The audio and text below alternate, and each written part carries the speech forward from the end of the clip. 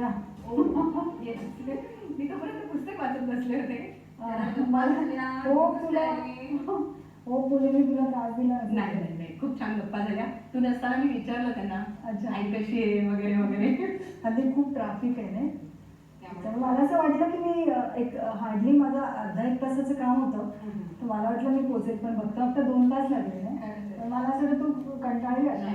मी अजिबात कंटाळले नाही. छान पुस्तक वाचत होते, मुलींनी छान गप्पा मारल्या माझ्याशी. पण काय तुला एखादी स्टोरी मिळाली की नाही? आमचं लक्ष स्टोरीकडे असतं. खरं खूप विश्वासाने आपल्याकडे पेपर्स येतात आणि केसेस येतात, तर आपल्याला अगदी रात्रभर त्या गोष्टीवर अभ्यास करून, म्हणजे जेवढा मला वेळ मिळतो आदल्या दिवशी ना, वकिलाचा अभ्यास कधी संपत नाही त्याच्यासारखं असतं. तर तो पूर्ण अभ्यास करून, कारण कुणाचं तरी नशीब आपल्या हातात असतं, आपण त्याच्या वतीने लढणार असतो. पण खरंच किती कठीण असे असतील ना.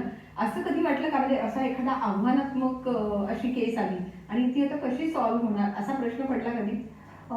कशी सॉल्व्ह होण्यापेक्षा मला असं वाटतं, एक स्त्री म्हणून किंवा खूप इमोशनल असल्यामुळे मी कधी कधी इमोशनली अडकते त्याच्यात. असं होतं म्हणजे की कसा मी न्याय मिळवू शकेल, आणि हा न्याय मला मिळवायलाच पाहिजे. कारण मला ते कळलेलं असतं की याच्यावर अन्याय होतोय किंवा ह्याच्यावर अन्याय होतोय. तर त्यावेळेला समजा जर माझ्याकडे काही असे पुरावे मला गोळा करता येत नसेल, तर थोडी घुसमट होते, तर थोडा फरक पडतो. कारण ऑब्व्हियसली आपण एक शेवटी नाही म्हटलं तरी ह्युमन बिईंग्स आहोत, तर आपला त्याच्यात एक तसं एक एक केस मला सांगायला खूप आवडेल की खूप सुरुवातीच्या काळात, म्हणजे आम्ही जेव्हा सरकारी 100 रुपये आम्हाला मिळायचे एका केसचे. म्हणजे नवीन नवीन गेल्यानंतर मी तर खूप उशिरा गेले, कारण लॉ मी खूप उशिरा केल्यानंतर, आणि जवळपास आता 15 वर्ष हायकोर्टाला क्रिमिनल प्रॅक्टिसमध्ये झाली. पहाडांमध्ये दगड फोडण्याची कामं करणारे 2 मजूर होते, आणि ट्रक असा त्या रस्त्यावरून आला, त्याचं सगळं काम झालं, आणि पायी चालत त्यांना यायचं. त्यांना रस्त्याने दिसलं की मोठं असं काहीतरी सामान असलेला ट्रॅक्टर, आपलं काय ट्रक सारखा काहीतरी एक गाडी आली. त्याने हात दाखवला, आणि त्या गाडीमध्ये त्याच्यावर त्या कचऱ्यावर किंवा त्या सामानावर वरती बसले, म्हणजे नीट बसायला पण जागा नाही. आणि जरा समोर जाऊन पोलिसांनी तो ट्रक अडवला, आणि त्याच्यामध्ये अंमली पदार्थ होते. त्याच्यामुळे त्याच्याशी जी जुळलेली सगळ्या माणसांना एकही शब्द न बोलता त्यांना सगळं जेलमध्ये टाकलं, आणि त्या वर्षापासून हा माणूस तिथेच होता. त्याची मुलगी आज लग्नाची झाली होती. त्यांनी मला ते पत्रात लिहिलं. आता अनेक वेळा त्यांनी ते पत्र लिहिलं. त्यांनी सांगितलं की हे 27वं पत्र आहे माझं वकिलाला, कदाचित तुम्हाला माझं सत्य वाटेल, पण अशी अशी गोष्ट, आणि मी माझ्यावर अन्याय झालाय, मी खरंच निर्दोष आहे, तुम्ही विश्वास ठेवायचा तर ठेवा, आणि मला प्लीज सोडवा. मला असं वाटलं आता मी या माणसाला न्याय देणं हे माझं सगळ्यात मुख्य हे आहे. आणि आम्ही कुणीही न जाता त्याला चांगले कपडे घालून आम्ही त्या मांडवामध्ये, मुलगी त्या सप्तपदीच्या तिकडे बसली होती नवरी बनून वगैरे, आणि हा बाप तिने इतक्या वर्षांनी बघितला. मी सांगते आज पण मला डोळ्यात पाणी येतंय की ते दृश्य इतकं वेगळं होतं की इतक्या वर्षानंतर जेलमध्ये त्यांना माहिती होतं की आपला बाप निर्दोष आहे. तो दगड फोडणारा काय असा त्याच्याकडे पैसा असेल, एक छोटासा मांडव, छोटासा नवरदेव, कसे कसे ते नवीन कपडे घालून तिची मुलगी बसली होती नवरी हो, आणि तिने बापाला बघितलं. मला असं वाटतं that is the best gift I given. तर अशा खूपशा गोष्टी आहेत की ज्या हृदयात राहून जातात. अशा अनेक गोष्टी आपण कधी भेटलो तर परत मी तुला सांगेन. बरोबर आहे. पण मला असं वाटतं गोष्टीच आहेत म्हणजे म्हणायला गेलं तर. बरोबर आहे. मला असं वाटतं की या सगळ्या गोष्टीचा पण एक प्रकारचा स्ट्रेस तुझ्यावर येत असेल. तू छानपैकी काम करून आलीस. मला असं वाटतं तुला फ्रेश होऊन यायचं असेल तर ये. हा, मी आता काय करते जरा, आपण एक काम करूया. आता माझे प्रकाश आमटे फिल्मचं पोस्ट प्रोडक्शन जवळपास सगळं झालंय, फक्त काही ट्रेलर्सचे एडिटिंग आणि साऊंडचं मिक्सिंग राहिलं, तर तिथे मी तुला घेऊन चालते. तोपर्यंत काहीतरी खाऊया का? तोपर्यंत मी पुस्तक वाचते. बरं, मुली फ्रेश होऊन येते. Yes, okay. एक दिवस सेलिब्रिटी सोबत. हा, उत्तरा. येस झालं. हा, चला. मला वाटतं तुझी स्टुडिओची वेळ झाली आहे ना. हो, मग आपण तिथे जाऊया आधी. आपण काय करूया, माझं आता जसं मागं सांगितल्याप्रमाणे ट्रेलरचं साऊंडचं काम चाललंय, आणि हितेंद्र घोष आपलं साऊंडच्या कामासाठी खास थांबलेले. तुम्ही सांगितलं उत्तर आज येते माझ्याकडे, तर आम्ही दोघी जण तिकडे येतो म्हणून. तर तुझं आता मी खरं पुस्तक आणि ज्यूस दोन्ही अर्धवट टाकले. तू ज्यूस तरी काय नाही हरकत नाही, आपण ते परत घेऊ. मी पुन्हा येतेच आहे ना तुझ्या बरोबर. सो आपण नंतर स्टुडिओ आपण. Yes, okay.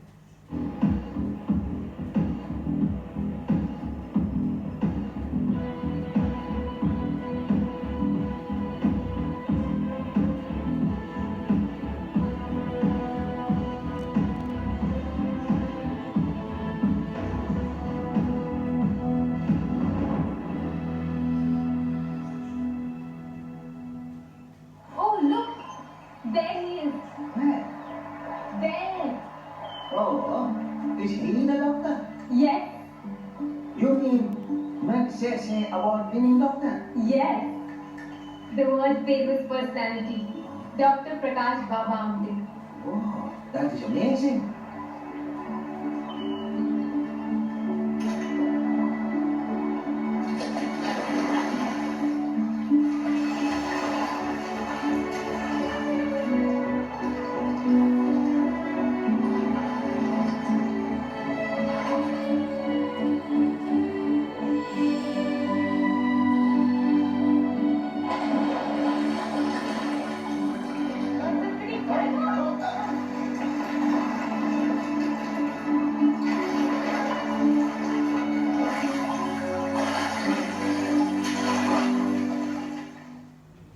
वा, समृद्धी खूप छान डिझाईन म्हणजे मला असं वाटतं की फिल्म खूपच आवडणार आहे सगळ्यांना.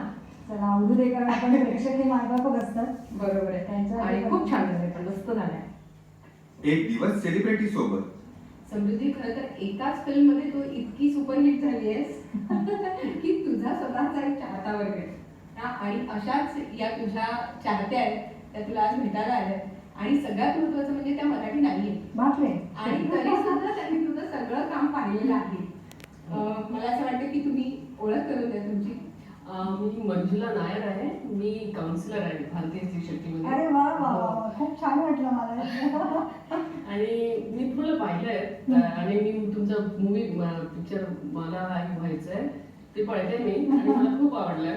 अच्छा, त्याच्यातला कुठला सीन तुम्हाला सगळ्यात जास्त आवडला? म्हणजे मला खूप छान वाटतंय की नॉन महाराष्ट्रीयन, म्हणजे एक देशाच्या बाहेर तर आपला सिनेमा बराच फेमस झाला, पण आपल्या भारतामध्ये पण नॉन महाराष्ट्रीयन लोकांनी पण हा सिनेमा बघितला आहे ऐकून मला काय खूप छान वाटलं. की मला थोडंसं विचारायचं की त्याच्यातला कुठला सीन बागडी घेते ना तो मुलगा. अरे वा. आई मला आई यात्रेमध्ये हो. बागडी घेतो. अच्छा अच्छा. खूप खूप छान. विलास पहिला तावचं नाव मी काय ठेवलं माहित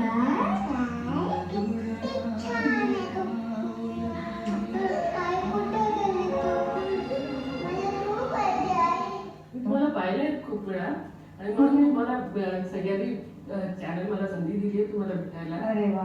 खूप आभारी आहे आणि I am very very happy to meet. खरं म्हणजे मी आभारी याच्यासाठी आहे की आज जे काय काम आम्ही करतो तर हा जो प्रेक्षक आणि चाहता वर्ग आहे यांच्यामुळेच खरं म्हणजे त्याला एक सुंदरता येते.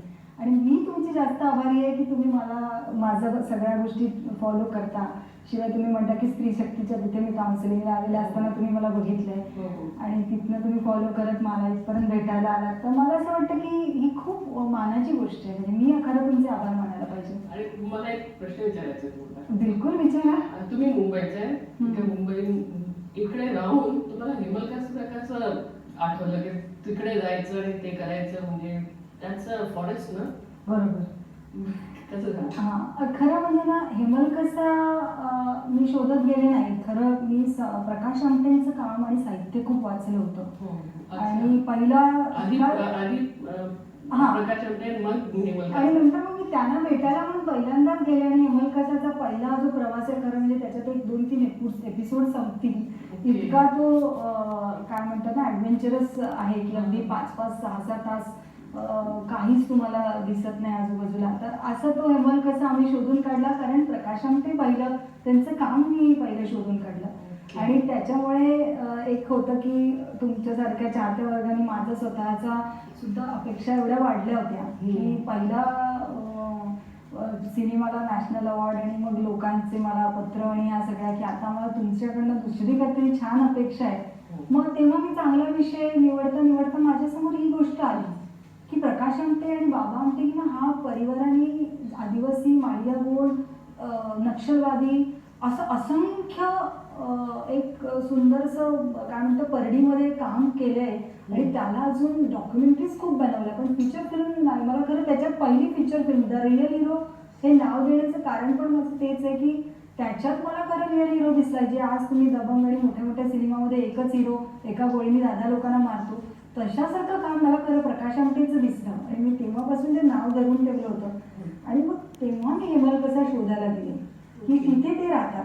अशा तऱ्हेने मी गेला असते तरी पण मी हेमल कसा शोधत आले असते. तर असं ते एक खूप सुंदर स्वप्नासारखं I'm हेमल looking कसा. forward to your new movie. Of course आणि मला I'm waiting to see.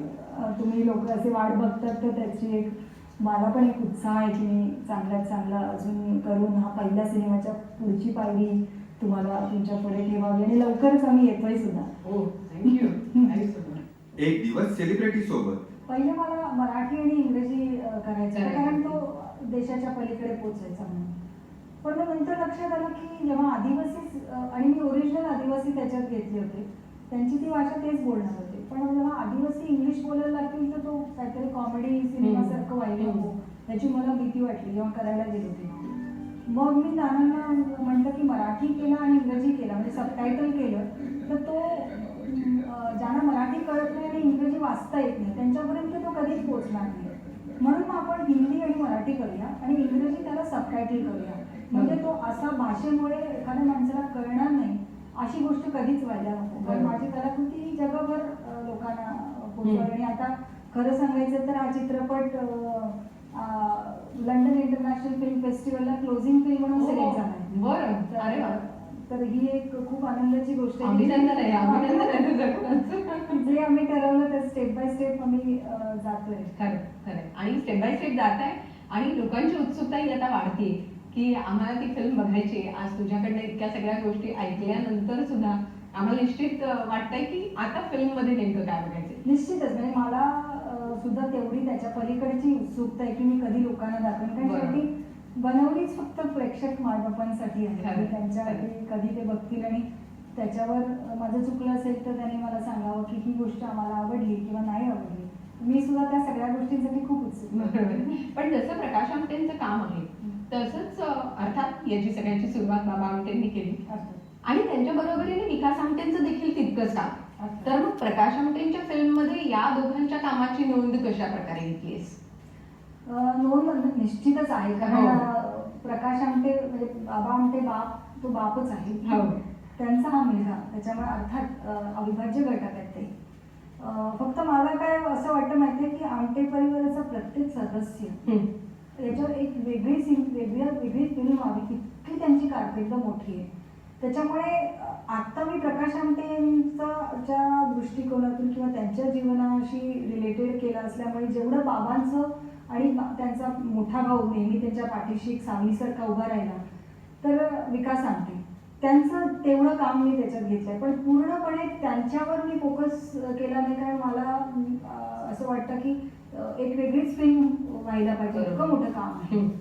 तर निश्चितच नोंद आहे. म्हणजे प्रकाश आमटेंचं काम करताना फक्त त्यांच्या पत्नीचं म्हणजे सोबतचं मला या सगळ्या कामावर, म्हणजे जरी सिंहासोबत काम आहे, अस्वलासोबत आहे, आदिवासींसाठी आहे, 40 वर्ष त्यांचं पूर्ण आदिवासींच्या मुलांना त्यांनी आज डॉक्टर इंजिनियर करून परदेशात पाठवलं. पण मला एक सगळ्यात जास्त लक्षात आलं करताना की या सगळ्यांच्या वरती ना एक ती सुंदरशी लव्ह स्टोरी आहे की मंदाकिनी आमटे डॉक्टर झालेल्या, सरकारी मोठ्या नोकरीत होत्या आणि ज्या वेळेला यांचं प्रेम झालं, म्हणजे कॉलेजमध्ये एक सुंदरसं प्रेम प्रकरण आहे त्यांचं, आणि तिने वचन दिलं, म्हणजे वचन न देता घेता खरं जुळलेलं हे रिलेशन आहे की मी तुझ्यासोबत येईल. खरं तिला तेव्हा कल्पना नव्हती जंगलात जायचंय, काम करायचंय, म्हणजे तिला म्हटलं रेस्ट हाऊसेस वगैरे असतात आणि अगदीच झाडाच्या खालीच आपल्याला झोपडी बांधायला लागेल हे माहिती नव्हतं त्यांना. पण अशा वेळेला त्यांच्यासोबत त्यांनी जो हात धरून सुरुवात केली जीवनाला आणि त्याच्या पाठीला खांद्याला खांदा लावून पाठीमागे उभ्या राहिल्या, स्वतः डॉक्टर असून, चांगल्या सुशिक्षित घरातल्या असून सुद्धा जंगलामध्ये अगदी एकही रुपया काम न घेत करता, म्हणजे पैसे न घेता काम त्यांनी जे केलंय. तर मला असं वाटतं की असं सहजीवन की अन्न वस्त्र निवारा या 3 गोष्टी तर निदान एखाद्या मुलाकडे असावा मुलीने लग्न करायला, पण तेही नव्हतं त्या मुलाकडे.